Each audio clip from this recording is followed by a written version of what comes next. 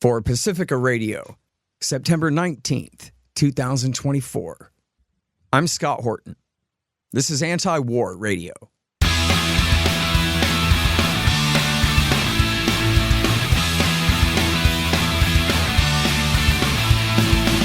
All right, y'all, welcome to the show. It is Antiwar Radio. I'm your host, Scott Horton. I'm the editorial director of Antiwar.com and the author of the book, Enough Already, Time to End the War on Terrorism. You can find my full interview archive, more than 6,000 of them now, going back to 2003, at scotthorton.org and at youtube.com/Scott Horton Show. And, of course, I'm here every Thursday from 2:30 to 3 on KPFK 90.7 FM in L.A. And our guest today, again, is the great Dave DeCamp, our news editor at Antiwar.com. Welcome back to the show, Dave. How are you doing? I'm good, Scott. Thanks for having me. Really happy to have you here. So, time to get caught up on who all the Israeli Reich has been murdering in the Gaza ghetto for the last week. What have we missed? Well, I mean, in Gaza, things have continued every day, daily strikes across the Gaza Strip. I've been keeping track of the death toll put out by Gaza's health ministry. It's at least a few dozen each day. The one that they just put out today on Wednesday, they said 20 were killed in the previous 24 hours. The death toll is about 41,200, somewhere around there. And it is just relentless. And, one thing we recently got was an account with Reuters to get their pictures and videos, and they have journalists in Gaza. So something I've been doing every day is just kind of going through those pictures, and it really gives you an idea. In all these strikes, every day, children are being killed or wounded, and you see them bloodied, being brought into the hospital.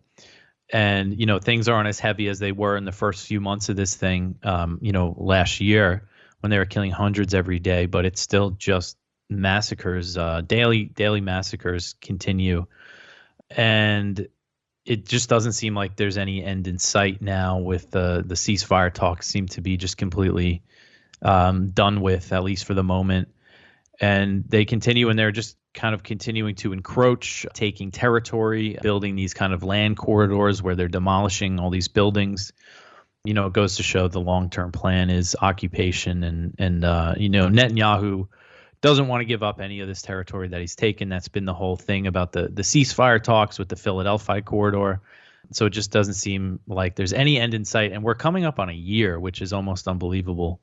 Just a few weeks away from the 1 year mark. Yeah.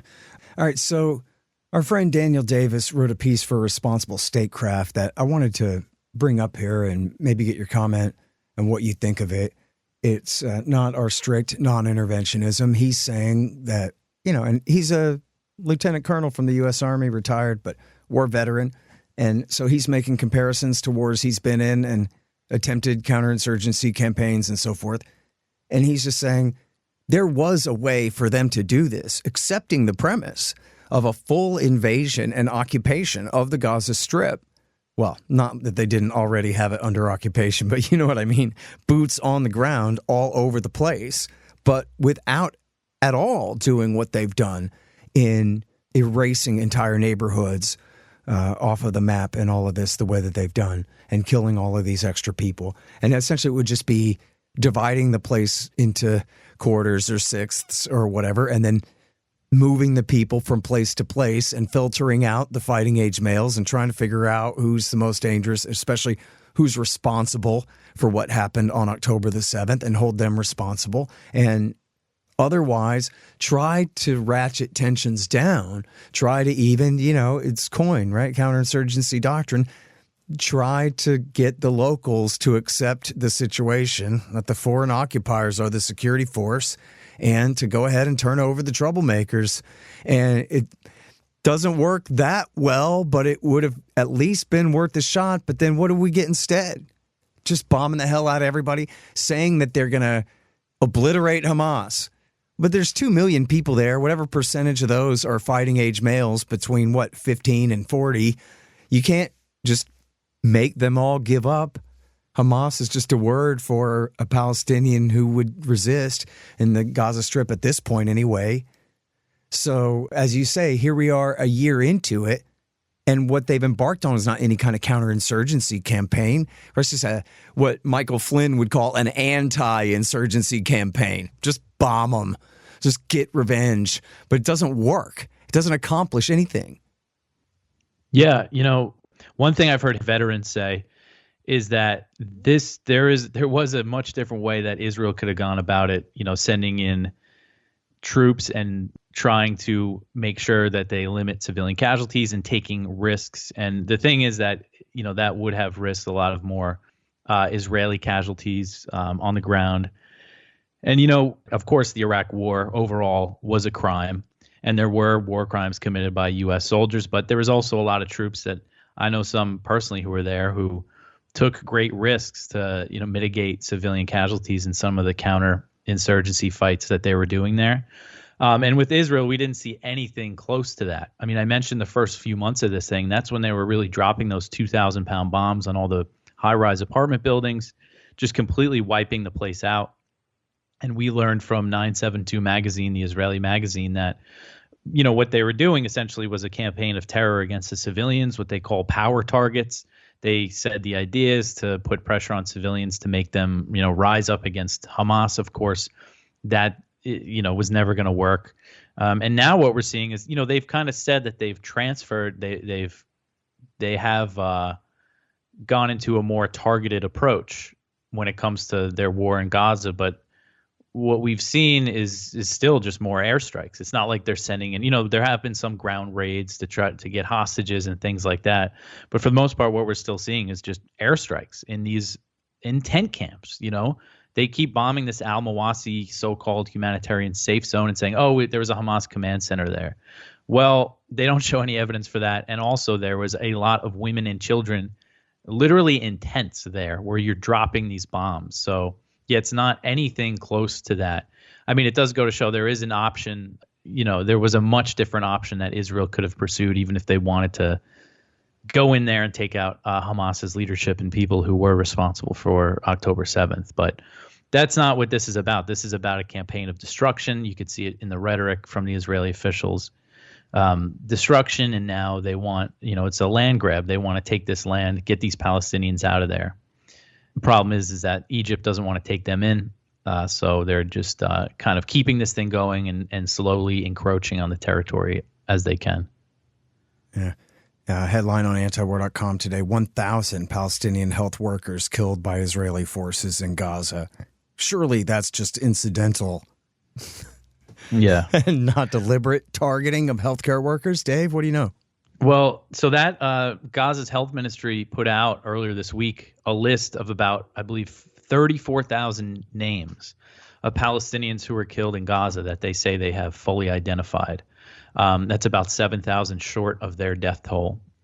And, it's very meticulous. And this is something that they did in the early days of this thing when President Biden came out and kind of said he didn't trust the numbers coming out of Gaza. The health ministry then put out a list of all the names that they had up to that point, which I think was around 7,000 or so, or maybe less. I forget the exact number, but they're basically showing that, they have a pretty meticulous process of they only count bodies that they get that are brought into morgues or hospitals, and they identify them.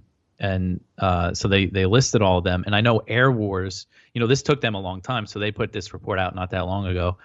They looked at that initial list and kind of cross-checked with reports with families who lost people and found that it was an accurate list. So they did that again, a much bigger list here. And I know for a little while, the health ministry said that they were marking people dead based on credible media reports. But now it seems like they've gone back to just counting the bodies that come in. For instance, there was a strike recently on the al-Mawasi camp that it looks like Israel used the 2,000-pound bombs. They left huge craters. And the initial report said 40 were killed, and then Gaza's health ministry said 19 were killed, but that was just based on the bodies. The civil defense workers said that people were still buried under the rubble. So they also put out a list of names of all the healthcare workers, which is just over 1,000, doctors, nurses, other hospital staff.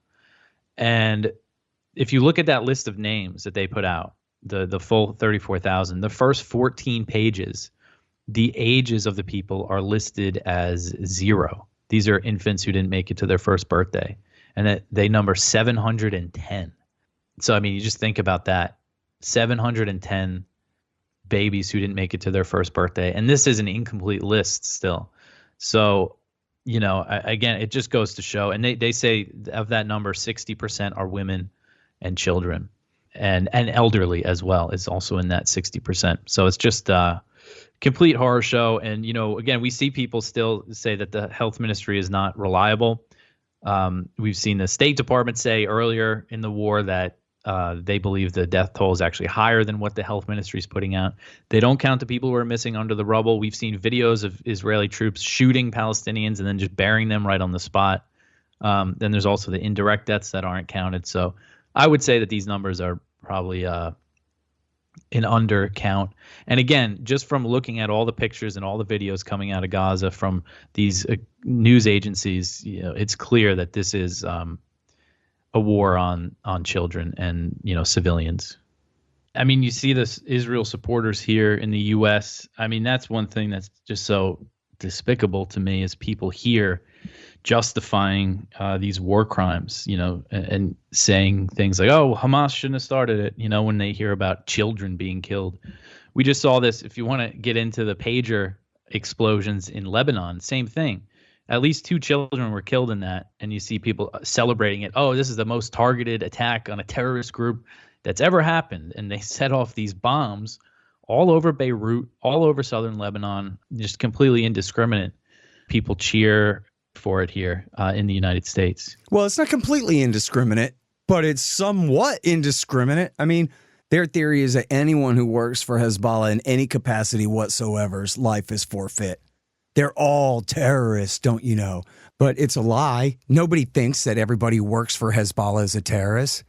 Ben Shapiro, the leader of the American conservative movement, says that. But does anyone actually think that that's true? If you stop and think about it for a single moment, when clearly it's a political party in a state, a sub-state in southern Lebanon. It has been for 40 years.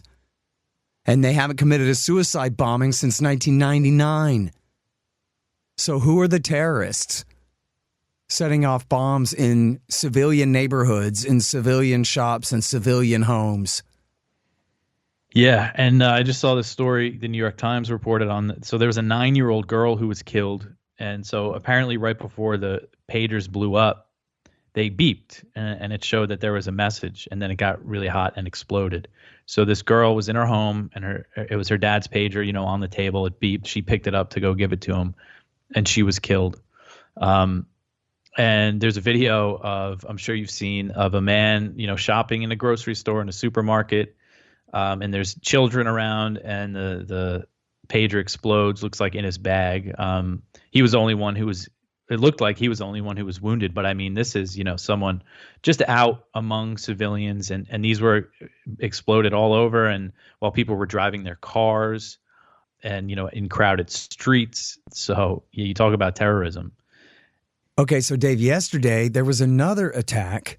I don't know. I think this time it was radios. Is that right? Yeah. So this, it looks like it was radios, kind of walkie-talkies used by Hezbollah that exploded, and at least 3 people were killed. Hundreds of them blew up. I don't know the details about who died exactly. I know the pagers, they said at least 4 medical staff died or in that attack. And there are paramedics who operate in southern Lebanon who, a lot of them have been killed by Israeli airstrikes, who, if they're operating in that area, they might have gotten some of these pagers or some of these walkie-talkies as well, these radios. And this is just a huge embarrassment for Hezbollah, of course, and they're vowing that they're going to respond. And the timing of this thing, when the pagers exploded just that morning, or it was either that morning or the night before, the Israeli Security Cabinet met, and they added something to their war goals. Their war goals are something like, eliminating Hamas in Gaza, returning the Israelis, making sure the settlements in the south are safe. And now they're adding that, and returning the displaced Israelis to the north. is one of their goals, and they said that was basically to show that they're going to be putting more focus on Lebanon, and then we see this pager attack happen right after that. So right now, it doesn't look like it was kind of like we don't see any big escalation when it comes to airstrikes or any sort of Israeli invasion, but I think that's certainly a possibility in the next few days. Hang on just 1 second for me here. You guys, I'm so proud to announce the publication of the Libertarian Institute's 14th book. It's Israel, winner of the 2003 Iraq Oil War, Undue Influence, Deceptions, and the Neocon Energy Agenda by Gary Vogler, former senior oil consultant and deputy senior oil advisor for U.S. forces during Iraq War II. Remember how I wrote in Enough Already about how Ahmed Chalabi sold the neoconservatives on a plan to rebuild the old British oil pipeline from Mosul and Kirkuk, Iraq, to Haifa, Israel, if they would only get the United States to overthrow Saddam Hussein for him? And how they bought it because they are as dumb as they are corrupt? Well, Gary was there. As senior civilian consultant to the DoD and Iraqi oil ministry, he had a unique window and experience witnessing the Pentagon neocons and their machinations on behalf of Israel before and during that war.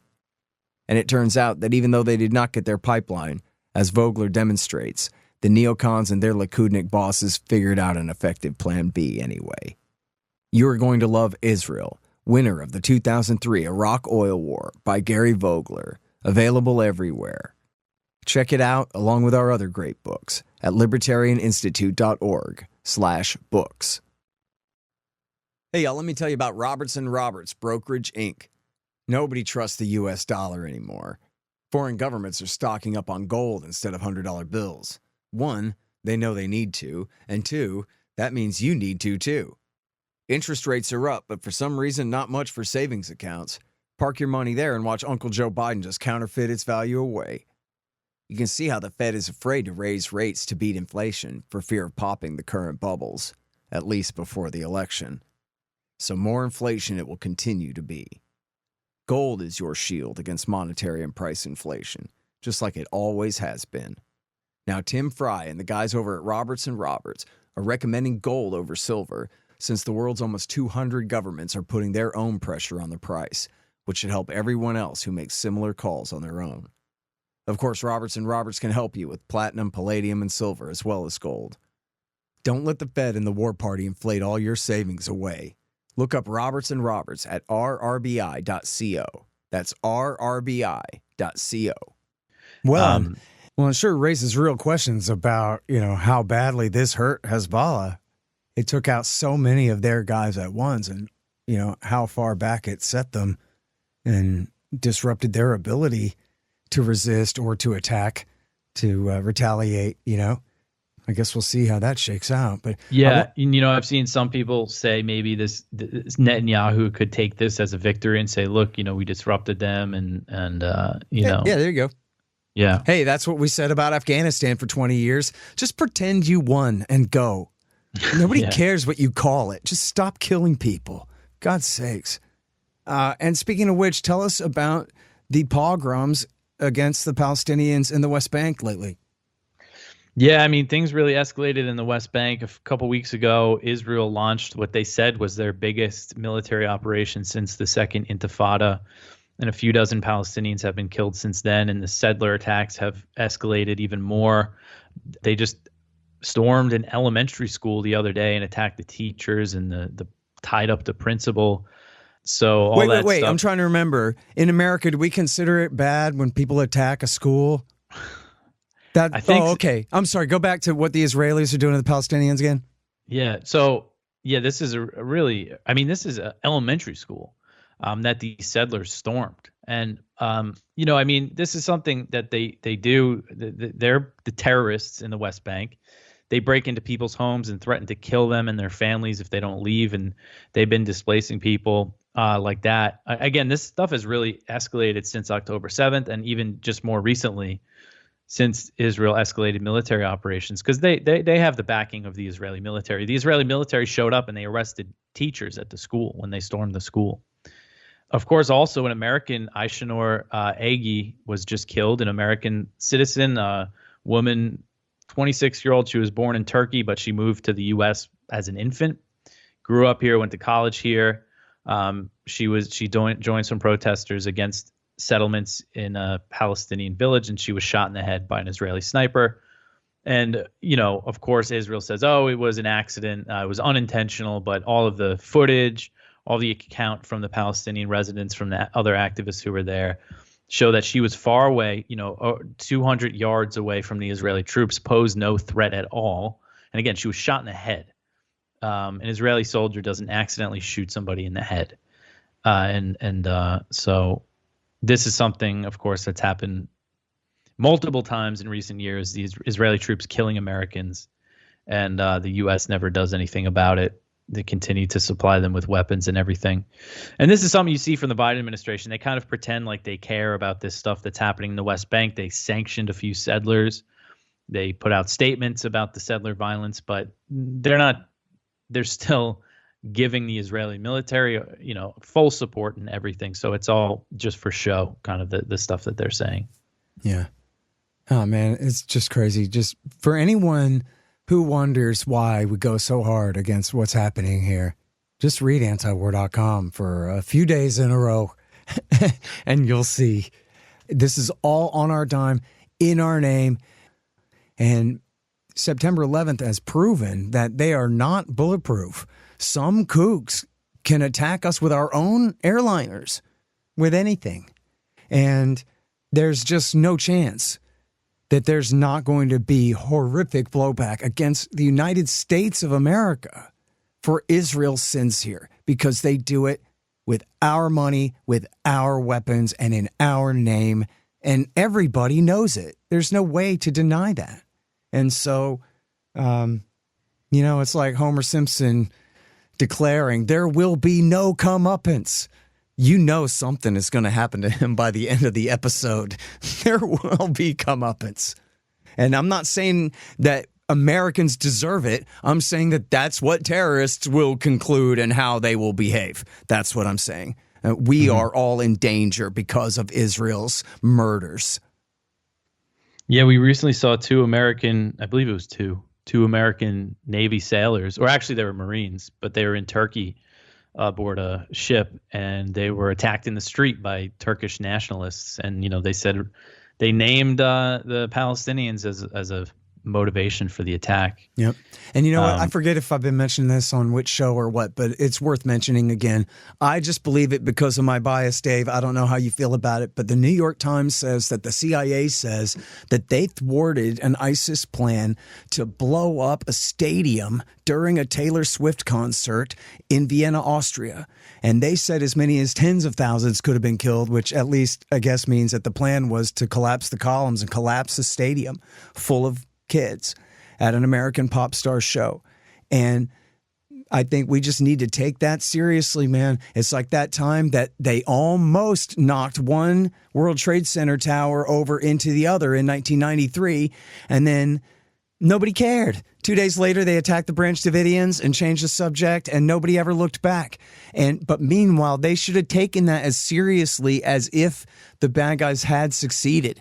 And I think same thing here. We need to be really worried about the levels of violence that these bin Ladenites can dish out against innocent American civilians here and abroad.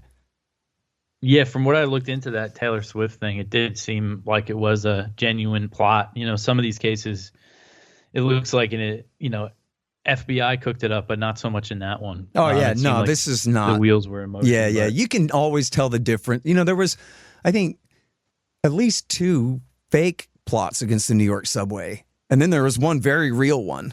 You know what I mean? Two of them were clearly frame-ups by the FBI. The third one was like, thank God they found this guy in time. He was about to kill a bunch of people. That was Zazie from Denver was going to do that. He wasn't framed. He was guilty. And, I mean, this is a real risk. Just because Robert Mueller made a career out of framing 300 innocent people doesn't mean that there's not actual guilty, dangerous terrorists out there that threaten us as well. And again, it never was because we're free. It always was because of Likudniks murdering people, And they've been murdering a lot of people lately. And they've been murdering a lot of people lately. Mm-hmm. And frankly, look, I know people say, nuh-uh, Scott, that was only number 2 on the list. Bin Laden's main complaint was America occupying Saudi Arabia to bomb Iraq for 8 years. And the thing is, yeah, but why did he do that? Because Martin Indyk, who used to work for Yitzhak Shamir and then came to work for Bill Clinton, came and he's the founder of the Washington Institute for Near East Policy and insisted on this dual containment policy because at, again, Israeli behest, America had beat Iraq up so badly in Iraq War I that they weren't powerful enough to balance against Iran anymore. So now America had to stay to contain them both because that's what Israel wanted, not because that's what Exxon wanted. They didn't give a damn. It was because of the Israelis. So that's what got those towers knocked down and 3,000 killed and 20 years of war kicked off 23 years ago. So what do we expect is going to happen this time? Nothing? Yeah, and then what would the response be, if there is a big attack? Like, what would be next? Real quick at the end here, let me ask you about the at least alleged withdrawal from North Africa and Iraq. Mm-hmm. So the U.S. has completed its withdrawal from Niger, according to the U.S. military. They just put out a statement, and it looks like they actually got out of there. They're looking to kind of beef up their military presence in other countries in West Africa, but no sign yet that they're going to build anything like they had in Niger. They had that big drone base, Airbase 201, which was basically a hub for U.S. military operations, drone counter-terror operations in the region. So that's done. And that happened pretty quickly after the coup in July 2023.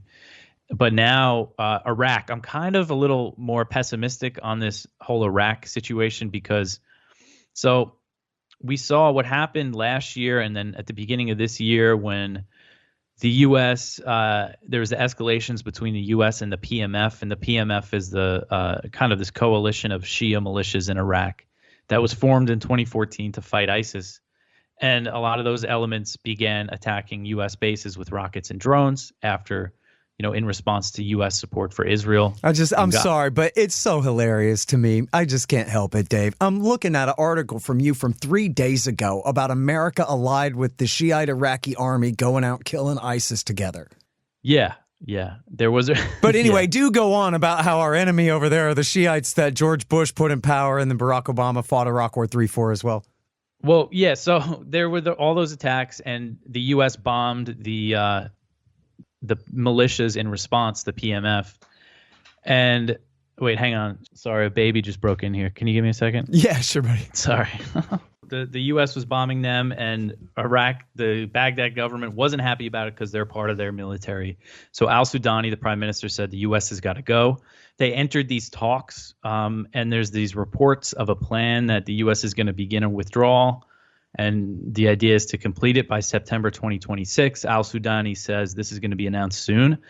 But the reason why I'm not, a little cynical about it is because all the reports also say that the U.S. is going to try to keep troops there as under some sort of new arrangement. They're going to end the anti-ISIS coalition because Al-Sudani says that they don't need help with them anymore, even though, as you mentioned, 7 U.S. troops were just wounded in a raid against ISIS, and apparently the Iraqi government doesn't even think the U.S. should be involved in that anymore. But anyway, it looks like the U.S. is trying to stay. Last month, the U.S. State Department was asked about these reports, and that's basically what they said, that we're going to change our relationship to a bilateral security thing, and we're not even discussing withdrawing. That's what the State Department said. So then you have al-Sudani who's trying to balance all this. The big thing here is that the U.S. has the power to basically destroy Iraq's economy. They control their foreign reserves and control their ability to pay Iran for, electricity and things like that. So the U.S. has a lot of leverage. People always wonder how is the U.S. still in Iraq when everybody wants them to leave? But that's really why.